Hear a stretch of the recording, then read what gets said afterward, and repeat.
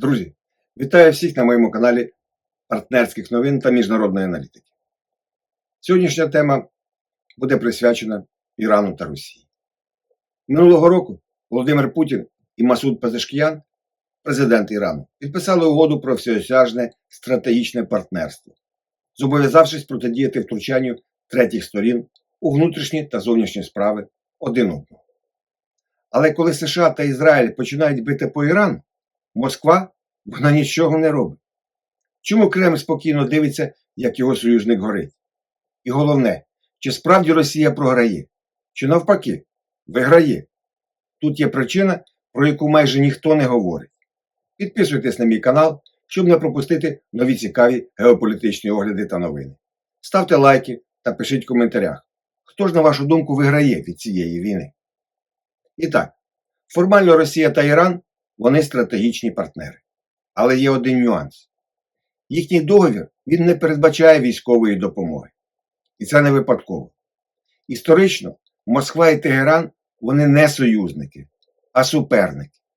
Тут і боротьба за Кавказ, Каспій та віковий вплив у регіоні загалом. Навіть коли Росія продавала Ірану зброю, вона паралельно працювала з його ворогами – Ізраїлем і країнами Перської затоки. Тобто між двома країнами немає класичного союзу у його повному розумінні. Це не союз, а скоріше шлюб з розрахунку. Поки Володимир Путін мовчить, США та Ізраїль вони знищують його союзника. Але тут є одна зрозуміла особливість такого мовчання. Кремль, він просто може заробляти на цій війні. І він заробляє. Щоб росіяни не допомагали Ірану взагалі, то це, звісно, не так. За наявною інформацією, Росія могла допомогти Ірану розвідувальними даними, зокрема для наведення озброєнь, в тому числі передовими тактиками використання дронів. Але така обмежена допомога, вона навряд чи має вирішальне значення в тих умовах, які зараз склалися. Після лютого 2022 року Кремль шукав від партнерів три речі. Підтримку війни проти України, допомогу в обході санкцій і можливість тиску на Захід. Іран, він відповідав усім цим вимогам і став головним партнером Росії на Близькому Сході. Протягом останнього десятиліття Тегеран став піонером у створенні інфраструктури обходу санкцій у нафтовій торгівлі. Тіньовий флот – це багаторічний винахід Ірану. Починаючи з 2022 року, Росія перейняла цю практику, використовуючи ту саму інфраструктуру в країнах Перської затоки. З того часу Москва вивела цю нелегальну торгівлю нафтою на новий рівень, експортуючи значно більші обсяги, ніж Іран коли-небудь міг собі дозволити. З одного боку, це вигідно Ірану, оскільки збільшення кількості тіньових танкерів воно знижує витрати на їх використання. З іншого боку, Росія стала конкурентом, продаючи нафту переважно Китаю та Індії, тобто тим самим покупцям, на яких орієнтувався та й орієнтується Іран зараз. Попри це все, торгівля між Росією та Іраном більше ніж подвоїлася з початку війни в Україні. Приблизно з 2 мільярдів до майже 5 мільярдів доларів на рік. Москва також допомагала Тегерану в інших сферах, просуваючи його членство в різноманітних міжнародних інституціях, зменшуючи таким чином ізоляцію Ірану в умовах санкційного тиску. Кремль також демонструє готовність співпрацювати з деякими іранськими проксі. І не тільки демонструє, а й співпрацює дійсно. Зокрема, це стосується хуситів, яким надається військова допомога в повному об'ємі від Москви. Іран він став критично важливим для Росії. Це й шахеди для масових ударів по Україні, допомога в обході санкцій та використання тіньового флоту для продажу нафти. Фактично, Іран допоміг Росії вижити під санкціями. У відповідь Росія надала Ірану нове військове обладнання, включно з навчально-бойовими літаками Як-130 та ударними гелікоптерами Мі-28, десятками броньованих машин «Спартак» і стрілецькою зброєю. Іран уклав контракти на закупівлю винищувачів Су-35 і переносних систем ППО, але статус їх постачання залишається наразі невизначеним. Найважливішою сферою безпекового співробітництва вважається космос. Російська інфраструктура запусків і орбітальний досвід, вони були та і є критично важливими для розвитку іранських балістичних ракет. Але тут є парадокс. Росія, вона не стала залежною від Ірану. Вона стала сильнішою за Іран, навіть у цій співпраці. І все ж таки, чому Росія не допомагає Ірану? Тут є 4 ключові причини. Перша, головна з них – це війна в Україні. Росія має те, що Іран найбільше потребує у великому конфлікті зі Сполученими Штатами та Ізраїлем. Сучасні винищувачі, системи ППО та високоточні боєприпаси.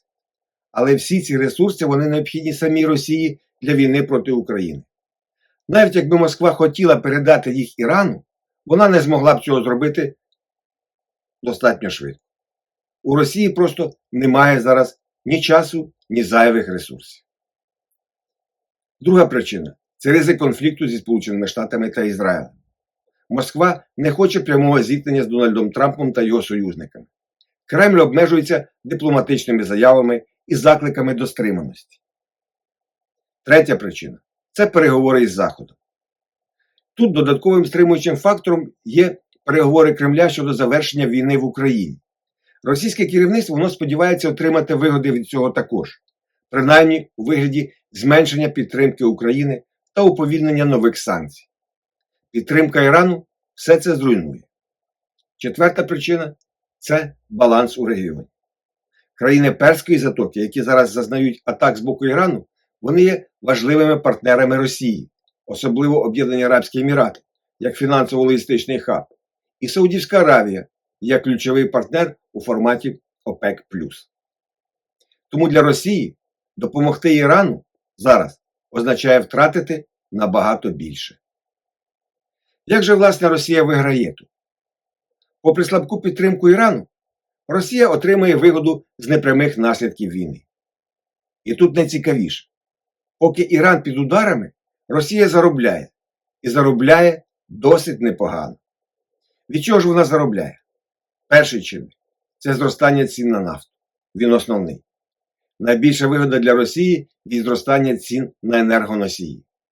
Дефіцит, спричинений закриттям Ормузької протоки, він підштовхує ціни вгору, збільшуючи доходи російського бюджету. Скорочення постачання зрідженого газу з регіону також допомагає Росії продавати власний зріджений газ, особливо країнам Азії. Чим більша нестабільність, тим більше доходів для Кремля. Друга причина – відволікання Сполучених Штатів. США витрачають системи ППО та високоточні боєприпаси, які потрібні Україні. Ракети Петріот і далекобійна зброя, вони обмежені. І ресурси, спрямовані на Ізраїль та країни Перської затоки, вони просто не дістануться Києву. Це також важлива вигода для Росії. Третій напрям – нові можливості для експорту. Якщо Іран спробує завдати максимальної шкоди світовій економіці, наслідки для ринку енергоносіїв вони можуть бути тривалими і навіть катастрофічними. Такі умови можуть зрештою переконати Сі Цзіньпіна навіть розширити імпорт енергоносіїв із Росії через нові сухопутні трубопроводи. Це те, чого Володимир Путін домагався вже багато років, особливо після 22-го року, коли Європа почала відмовлятися від російських ресурсів. Тепер йому просто, як кажуть, фартить в цьому напрямку. Четверте – це послаблення санкцій. Зростання цін робить російську нафту і газ ще більш незамінними, поставивши Захід перед складним вибором – посилювати санкції або пом'якшувати санкційний тиск. США вже змушені частково відкривати ринок. Тут виникає такий собі парадокс. Росія слабка як союзник, але ефективна як опортуніст. Тобто, вона пристосовується до обставин, зраджуючи власні принципи, переконання та інтереси спільної справи заради особистої вигоди. Це все ще раз підкреслює нікчемність будь-яких довготермінових домовленостей з Москвою. Чи то про мир, чи про будь-що. Що ж це означає для світу? Ми бачимо зараз нову модель. Росія не захищає союзників, вона просто використовує кризи. Це вже було в Сирії, Венесуелі, тепер повторюється в Ірані. Кремль, він більше не глобальний гарант. Він гравець, який заробляє на хаосі. Росія не рятує Іран не тому, що не хоче, а тому, що не може. І не бачить в цьому жодного сенсу. Бо в цій війні найвигідніше стояти осторонь і рахувати прибутки, чим Москва успішно і займається. Дякую за увагу. Мирного всім неба та до нових зустрічей на моєму каналі.